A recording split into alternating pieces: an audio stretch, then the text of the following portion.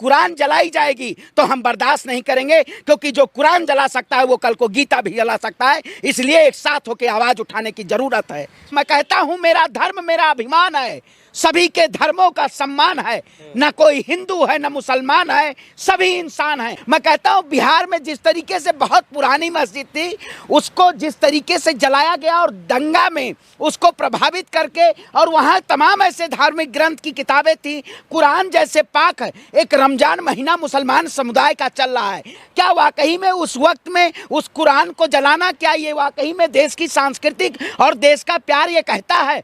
ये लोग देश में सामाजिक सौहार्द बिगाड़ के और अपनी राजनीतिक रोटियां सेकना चाहते हैं। अस्सलाम वालेकुम, डॉक्टर जाकिर नाइक साहब, मेरा नाम नीलेश आंबोरे, मैं औरंगाबाद से आया हूँ।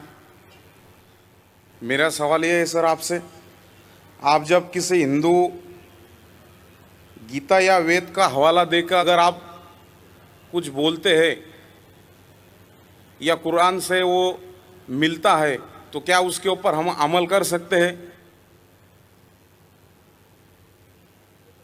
भाई साहब का सवाल है कि जब मैं गीता का हवाला देता हूँ, वेद का हवाला देता हूँ, दूसरे मजहबी किताबों का हवाला देता हूँ, जब वो कुरान से मिलती है तो क्या हम उसके ऊपर अमल कर सकते हैं? कुरान की बात या वेद की बात करें या गीता की बात? गीता या वेद की? गीता या वेद। तो अगर जो चीज़ वेद और गीता में लिखी है और जो कुरान से मिलती है, क्या हम उन पे अमल कर सकते हैं? मेरा कहना ये है कि कुरान को कहा गया फुरकान। फुरकान मतलब वो चीज़ जो सच और झूठ के बीच में जो डिफरेंस है उसको पहचानती है। फुरकान यानी फ़र्क, हक और बातिल के दरमियान जो फ़र्क है उसको पहचानती है कुरान। जिस तरीके से मैंने कहा कि कई पैगंबर आ चुके मोहम्मद सल्लल्लाहु अलैहि वसल्लम के पहले, उसी तरीके से कुरान में लिखा है सूरह रअद में सूरह नंबर 13 आयत नंबर 38 में कि हमने हर दौर में एक किताब नाजिल की है। नाम से सिर्फ 4 किताबों का जिक्र है, तौरा, ज़बूर, इंजील और फुरकान, कुरान। लेकिन इस आयत के मुताबिक कई किताबें नाजिल की गई है, उनका नाम से जिक्र नहीं कुरान मजीद में।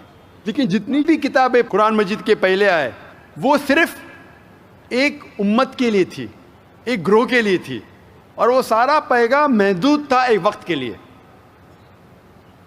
इसीलिए अल्लाह सुब्हानहू व तआला ने, खुदा ने ये सारी किताबों को महफूज रखने के लिए सही नहीं समझा, क्योंकि ये महदूद थी उस वक्त के लिए।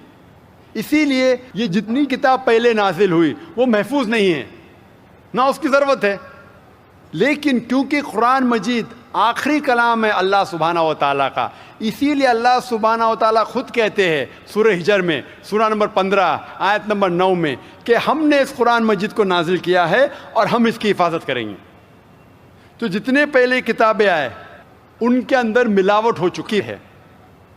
जिस तरीके से अल्लाह ताला फरमाते कुरान मजीद ने सूरह बकरा में सूरह नंबर 2 आयत नंबर 79 में, फ़वैलुल लिल्लज़ीना यक्तुबूनल किताब बिअयदीहिम सुम्मा यक़ूलूना हाज़ा मिन इंदिल्लाह लियश्तरू बिही समनन कलीला फ़वैलुल लहुम मिम्मा कतबत अयदीहिम ववैलुल लहुम मिम्मा यक्सिबून।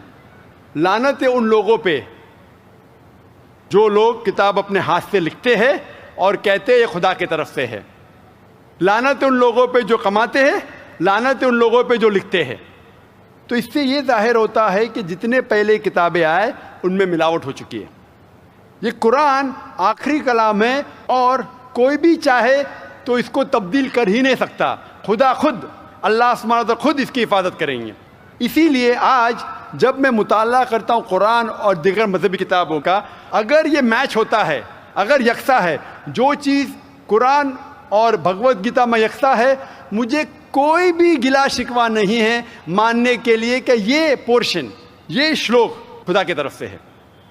लेकिन अगर कुरान से नहीं मिलता है तो मैं कहूँगा कि हो सकता है, हो सकता नहीं।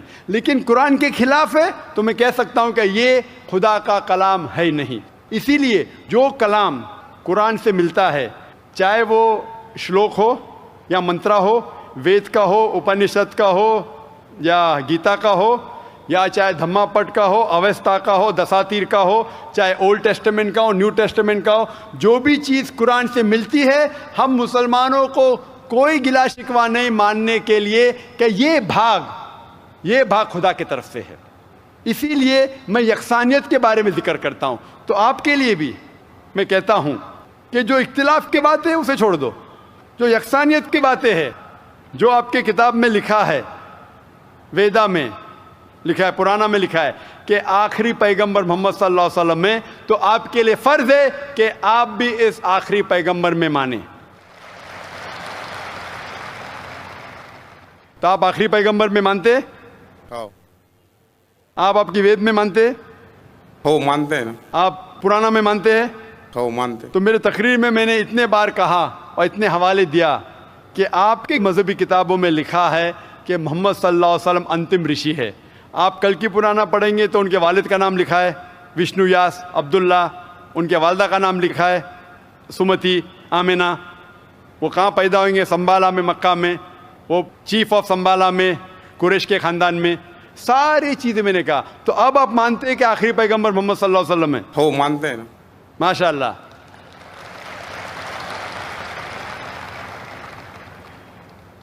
तो आप मानते हैं कि खुदा एक है?